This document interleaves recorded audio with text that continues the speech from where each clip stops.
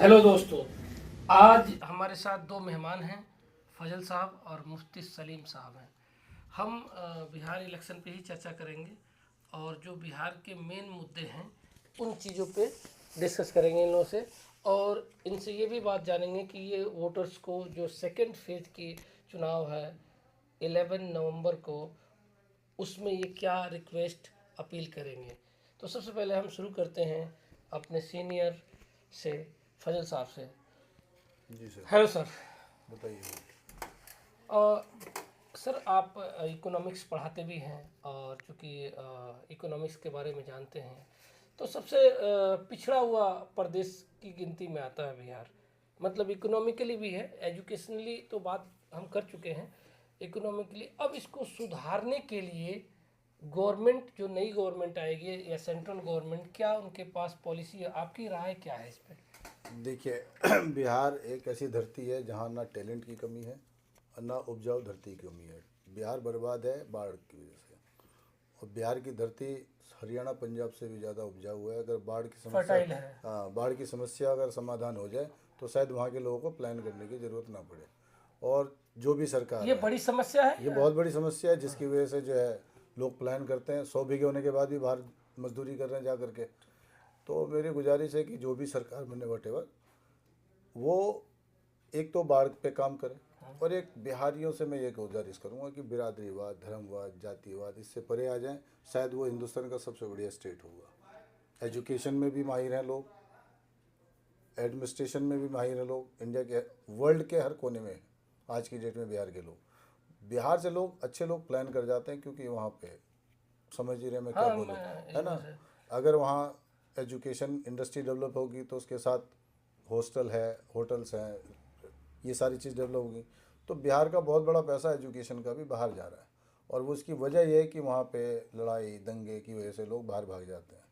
तो सामाजिक स्थिति सुधर जाए, मतलब और एडमिनिस्ट्रेशन भी। एडमिनिस्ट्रेशन सुधर जाए, बिरादरी धर्म जाति से थोड़े से दूर हट जाए, और बाढ़ग्रस्त पे सरकार ध्यान दे दे, तो शायद बिहार इंडिया का टॉप क्षेत्र, और कुटीर उद्योग को बढ़ावा दे। अब आपको पता है नीतीश जी एनडीए के साथ भी काम किए, यूपीए के साथ भी, मतलब जो यूपी आज नाम है, इंडिया टीम है, इंडिया जो गठबंधन है, तो उसमें इन दौरान लगभग 20 सालों में मोदी जी जो सेंट्रल गवर्नमेंट में 12-11 साल हो गए, तो उन्होंने बिहार में क्या तरक्की की है? देखिए, इंफ्रास्ट्रक्चर वाइज जो है बिहार में तरक्की हुई, क्योंकि सड़कों का जाल बन गया है। हाँ, सड़कें बनी हैं और बहुत ट्रांसपोर्टेशन की प्रॉब्लम नहीं है। हाँ बिल्कुल। बस प्रॉब्लम जो मैंने आपको पहले कहा उसकी है। अगर वो चीज़ सही है तो बिहार से बढ़िया स्टेट ही नहीं हुई। आप इकोनॉमिक्स के हिसाब से आपने ये बता दी, और बताइए कि नई सरकार क्या चैलेंज होगी, जो नई सरकार आएगी उसके लिए। नई सरकार से मतलब ये है कि एनडीए की भी और इंडिया की, दोनों में से कोई भी बन सकता है। तो जो भी सरकार आए अगले 10 ईयर में ये जो समस्या है इन पे काम करे। जनता को रोजगार चाहिए, डेवलपमेंट चाहिए, उनके बच्चों को एजुकेशन चाहिए। तो रोजगार तभी होगा जब कुटीर उद्योग होंगे।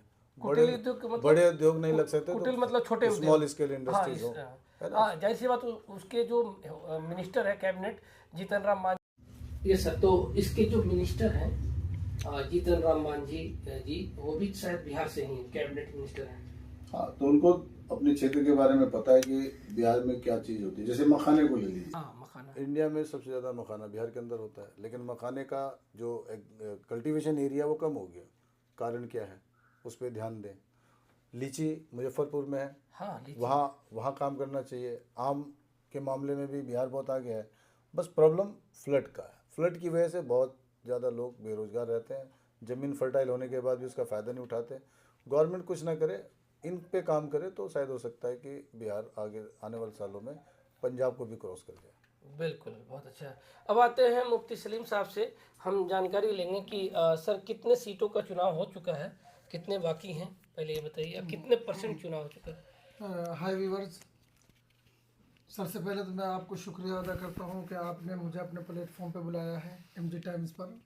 जैसा कि आप सभी हजरात को मालूम है, बिहार की 243 सीटों पर 2 फेज़ में इलेक्शन होने थे। पहला फेज़ मुकम्मल हो चुका है 6 नवंबर को। अब दूसरे फेज़ की जो वोटिंग है वो 11 नवंबर को है। पहले फेज़ में 121 सीटों पर वोटिंग हुई है, और पहले के मुकाबले में इस मरतबा वोटिंग का परसेंटेज ऑलमोस्ट 8% इंक्रीज हुआ है। ओहो, ये अच्छा 64.5 के आसपास वोटिंग हुई हुई है। है। ठीक है। अब इस वोटिंग को जो है आप, कुछ लोग जो है एंटी इनकम्बेंसी कह रहे हैं, कुछ इट में be in favour of incumbency also. जो गवर्नमेंट है जो तत्काल गवर्नमेंट है उसके फेवर में भी हो सकता है, प्रेजेंट गवर्नमेंट। हाँ। देखिए, बिहार की जो पॉलिटिक्स है ना, वो अनप्रिडिक्टेबल है सर। ओहो, उसको आप प्रिडिक्ट नहीं कर सकते हैं। इस मरतबा यूथ ने बढ़ चढ़ कर हिस्सा लिया उसमें। हाँ। अब आप ये भी कह सकते हो कि ये भी हो सकता है कि गवर्नमेंट के अगेंस्ट उनका वोट जाए, और विमेन ने भी अच्छा खासा जो है पार्टिसिपेशन किया है, औरतों ने। ठीक है। तो हो सकता है वो गवर्नमेंट के फेवर में चला जाए, क्योंकि इससे पहले मेरे हिसाब से गवर्नमेंट ने लेडीज़ के लिए कई स्कीमें चालू की थी, पैसे वैसे भी इस पर भी बात करेंगे स्कीमों पर। अब आइए सेकेंड फेज में, जो 11 नवंबर को है, आज 9 है, कल 10 से 11 को है, तो उसमें कितने सीट बाकी हैं? सर एक 121 पर इलेक्शन वोटिंग डल चुकी है।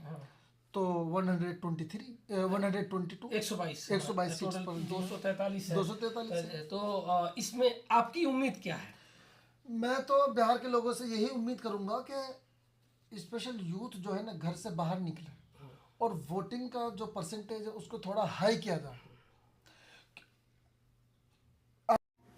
आफ्टर इंडिपेंडेंस बिहार में फर्स्ट टाइम वोटिंग का परसेंटेज इतना हाई हुआ है। ओहो, ये तो बहुत अच्छी और बात मुझे है। उम्मीद है कि 11 नवंबर को भी अच्छी खासी वोटिंग होगी। ठीक है। अब आते हैं कि 11 नवंबर की तो बात है कि वोटिंग ज़्यादा होनी चाहिए।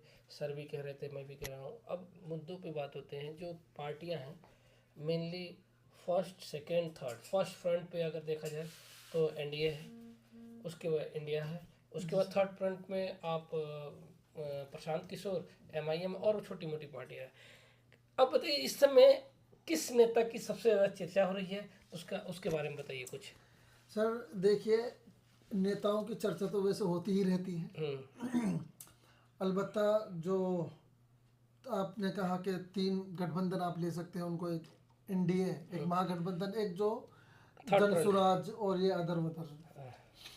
देखिए, इन्होंने, एनडीए का कहना यह है कि हमने 20 साल बहुत अच्छे से गवर्नमेंट की है और हमने बिहार को डेवलप किया। सभी बता रहे थे सड़कें, इंटरनेट, ये सब तरक्की हुई है। सर देखिए, मेरी बात मानिए, ठीक है, फजल सर ने ये बात सही की। सड़कों से देखिए गरीबों का कुछ होने वाला नहीं है। आप मुझे बताइए कि गरीबों के लिए आपने क्या किया? ठीक है, आपने सड़क अच्छी बना दी। बिहार 20 साल भी जो है पोरेस्ट स्टेट में था और आज भी है। सर इस पर कमेंट चाहिए मुझे कि कोरोना काल में मैंने देखा बिहारी बैग लेके हर जगह से बिहार के लोग पलायन कर रहे थे। बताइए फजल सर, वो इनका कहना है कि सड़कों से गरीबों का कोई फ़ायदा नहीं हुआ। आप बताइए, आप कह रहे थे। देखिए, सड़कों से गरीबों का फ़ायदा तभी होगा। आपने भी कहा कि कोरोना काल में लोग बाहर गए और बुरी हालत में वापस आए। अगर वहाँ पे कुटीर उद्योग होता, स्मॉल स्केल इंडस्ट्री होती, बाढ़ की प्रॉब्लम नहीं होती, तो शायद ये नौबत ही नहीं आती, बाहर ही नहीं जाते। बिहार की बहुत ज़्यादा पॉपुलेशन बाहर रहती है, मजदूरी करती है, हैंड टू माउथ की कंडीशन में। 15,000, 16,000, 18,000। अगर अपने इलाके में ही स्मॉल स्केल इंडस्ट्री होती, अब स्मॉल स्केल इंडस्ट्री डेवलप कैसे होगी? बाहर का इन्वेस्टमेंट कब आएगा? जब वहाँ का इंफ्रास्ट्रक्चर सही होगा। बाढ़ खत्म हो जाए तो लोग पैसे लगाने वाले बहुत है, बिहारी खुद पैसे लगा लेंगे बिहार के अंदर। ठीक है सर। है ना? सर अब जो मैनिफेस्टो है पार्टी का, उसमें बताइए किसका मैनिफेस्टो है और उसमें क्या क्या है बातें। देखिए सर, अगर मैनिफेस्टो की बात करें तो मैं अपने व्यूवर्स को बतला देता हूँ। जन सुराज जो पार्टी है, प्रशांत किशोर ने, उसने अपने मैनिफेस्टो में कहा है कि हम रोजगार देंगे और यहाँ पर स्कूल कॉलेज वगैरह ये सारी चीज़ें बनाएंगे। और जो उन्होंने बेरोजगारी का जो मुद्दा उठाया है, ये बिहार के लोगों के लिए बहुत बड़ा मुद्दा है। दूसरी बात कि बिहारी बाहर नहीं जाएगा, बिहारी बाहर नहीं जाएगा, ये बहुत बड़ा मुद्दा है बिहार के लोगों के लिए। तो ये आरजेडी ने भी उठाया है? नहीं सर, आरजेडी ने उठाया है लेकिन उन्होंने और तरीके से उठाया। असल जो टारगेट क्या है, इसको जनसुराज ने किया है मेरे हिसाब से, जहाँ तक मुझे लगता है। मैं रोकूंगा। जी जी। बाहर तो जाना पड़ेगा, सारा टैलेंट एक ही जगह काम नहीं कर सकता, बिल्कुल वर्ल्ड सही वाइड कहा। जाना चाहिए। लेकिन क्या है, जो छोटे उद्योग, जो लोग 12,000 15,000 के लिए गुजरात में, बॉम्बे में, दिल्ली में धक्के खा रहे हैं, और जिस तरह के वो एक कमरे में 10-10 आदमी सो रहे हैं, है ना, तो इस तरह के लोगों के लिए अगर छोटे उद्योग अपने घर में हो जाए, 15,000 अपने घर पे मिल जाए, कुछ सरकार दे देती है, तो शायद उनकी ज़िंदगी अच्छी हो जाएगी। लेकिन टैलेंट को तो बाहर जाना चाहिए। मोदी जी का ऐलान बताइए। और इसी तेजस्वी यादव ने कहा है कि हर घर नौकरी। मुझे नहीं पता ये हो पाएगा कि नहीं हो पाएगा। मैं अपने व्यूवर से कहता हूं कि आप बताएं, कमेंट कीजिए कि ये वाला वादा पूरा हो पाएगा या नहीं, या पॉसिबल है या तो इम्पॉसिबल। सर, जन स्वराज उन्होंने भी तो वादा, वो कैसे पूरा करेंगे? उन्होंने सर नहीं, उन्होंने ये नहीं कहा कि हर घर नौकरी, नहीं कहा। उन्होंने ये कहा कि हम बाहर, बिहार के लोगों को बाहर नहीं जाने देंगे, यहीं पर रोजगार पैदा करेंगे। सर देखिए, ये थोड़ा सा डिफरेंस, इसको समझिए। तेजस्वी यादव ने क्या कहा, हर घर नौकरी। ये पॉसिबल है या नहीं मुझे नहीं पता है। ठीक है, क्या सरकार के तो पास ये इतना बात फंड है? तो मोदी जी भी कह रहे हैं। तो वही तो मैं सवाल कर रहा हूँ ना सर, क्या सरकार के पास इतना फंड है? क्या हो सकता है? ठीक है, अब मोदी जी का मैनिफेस्टो बताइए। इंडिया का मैनिफेस्टो, मेन चीज़ यही है कि हमने ये सारे रोड दिए हैं, और उन्होंने एक चीज़ और कही है कि हम लेडीज़ के लिए जो हमने पेंशन जारी की है उसमें बढ़ोतरी करेंगे। और नौकरी के, जॉब के बारे में वो, सर नौकरी की बात तो ऐसी है, बीपीएससी के टीचरों को भी लाठी पड़ी है। क्या मैं उम्मीद रख सकता हूँ? Yes sir. नहीं, जो फैक्ट है वो मैं बतला रहा हूँ आपको। बीपीएससी के टीचर्स ने जो है अभी बहुत बड़ा हंगामा किया, और पुलिस ने उनके ऊपर लाठी चार्ज किया। गवर्नमेंट की तरफ से कोई हमदर्दी नहीं दी। ठीक है, महागठबंधन की तरफ से जो राहुल गांधी हैं, उनका उन्होंने बार बार जो है वोट चोरी का इल्ज़ाम लगाया है। ये तो व्यूवर्स बताएंगे कि ये क्या सही है या नहीं है। देखिए, एसआईआर होना चाहिए, इसमें कोई डाउट नहीं है, क्योंकि बहुत सारे वोटर्स ऐसे हैं जिनकी पहले जो वोटर्स जिनकी डेथ हो चुकी थी, लेकिन वो अभी भी थे वोटर लिस्ट में, तो वो तो एसआईआर होना चाहिए, लेकिन वो फेयर होना चाहिए। एसआईआर, ठीक है एसआईआर सर। 65 लाख 65 लाख मेरे ख्याल से वोटर जो है उनका नाम कट गया है, बताइए। वोटर का नाम कट गया है तो उसको पूरी जानकारी लेनी चाहिए, क्यों कटा है, गलत काटा गया है कि सही काटा गया है ना। ये बात आंख बंद करके वो नहीं काटना चाहिए। देश में रह रहे हैं तो देश में पैदा हुए तो देश के तो नागरिक हैं वो ना। अब वो क्या प्रूफ, अब ऐसे लोग हैं कि जिनके पास कोई प्रूफ ही नहीं है। हमारे स्टेट के योगी आदित्यनाथ जी भी बिहार गए थे, उन्होंने भी स्पीच दिया है और वोटरों को अपनी तरफ खींचने की कोशिश किया है। कितना इफेक्टिव वो होंगे? सर, योगी आदित्यनाथ का इतना असर वहाँ पर नहीं पड़ेगा। अब देखिए, जनता सब समझ रही है और सब समझती है, अब ऐसा नहीं है। और बिहार में मुझे नहीं लगता है कि ये वाला फैक्टर काम करेगा जो आपके ऊपर आप बात करना चाह रहे हो। मेन फैक्टर वहाँ पर, इवन यूथ ने भी यही कहा है कि हमें रोजगार चाहिए, रोजगार मेन फैक्टर है। ठीक है, इसके अलावा सर मेरा ये आखिरी क्वेश्चन है आप लोगों से कि अभी कुछ नेता बहुत फेमस हैं, कुछ भोजपुरी इंडस्ट्री से भी नेता आए हैं, खेसारी लाल यादव, इसके अलावा पवन सिंह हैं। तो इन लोगों का हर बार देखता हूँ कि कोई ना कोई पार्टी होती है, वो फिल्म स्टार को लाती है। इसके लाने का कोई फ़ायदा होता है या यूं ही लाते हैं? सर मैं तो अभी जो मैंने पढ़ा है, जो मैंने समझा है, ज़्यादा इसका फ़ायदा होता नहीं है। देखिए, भीड़ इकट्ठा हो जाना वो अलग बात है, भीड़ का वोटर में कन्वर्ट होना वो अलग बात है। हम एक एग्जांपल लेते हैं, कई जगह ऐसा हुआ कि असदुद्दीन ओवैसी को देखने के लिए लोग लाखों में जमा हो गए, लेकिन वो उन लोगों को जो है वोट में नहीं कन्वर्ट करवा पाए। ये कोई ज़रूरी नहीं है। हमारे व्यूवर्स को अपनी राय बताइए, क्या आपकी तरफ से है, क्या अपील है व्यूवर्स को? व्यूवर से अपील है कि आप देखभाल के वोट करें, जो आपको लगता नेता हमारे लिए काम करेगा उसको वोट करें, और निष्पक्ष होकर वोट करें। ठीक सर, आप बताइए। सर यही है कि जो जाति वाली जो वोटिंग है उसको छोड़ें, बाहर निकलें और सही नेता को चुने। पार्टी को नहीं देखना है, जो आपके लिए काम कर सकता है, जो आपके लिए आवाज़ उठा सकता है उसको चुने। क्योंकि कहा जाता है जो लीडर होता है ना, वो दरअसल कौम का खादिम होता है, लेकिन हमारे यहाँ की पॉलिटिक्स में उल्टा है।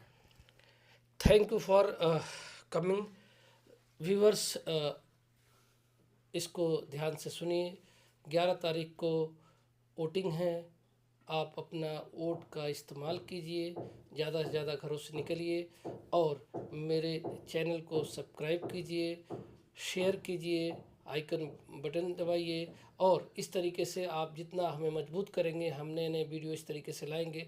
हमारा सिर्फ मकसद ये है कि पब्लिक को अवेयर करना, देश को मजबूत करना। हम लोग देशभक्त लोग हैं, देश से मोहब्बत करते हैं। हम चाहते हैं हमारा प्रदेश, देश, गांव सब डेवलप करे, सबको रोजी रोटी मिले और सब ताकतवर हों, अच्छे हों, पढ़े लिखे हों। तो थैंक यू फॉर वॉचिंग।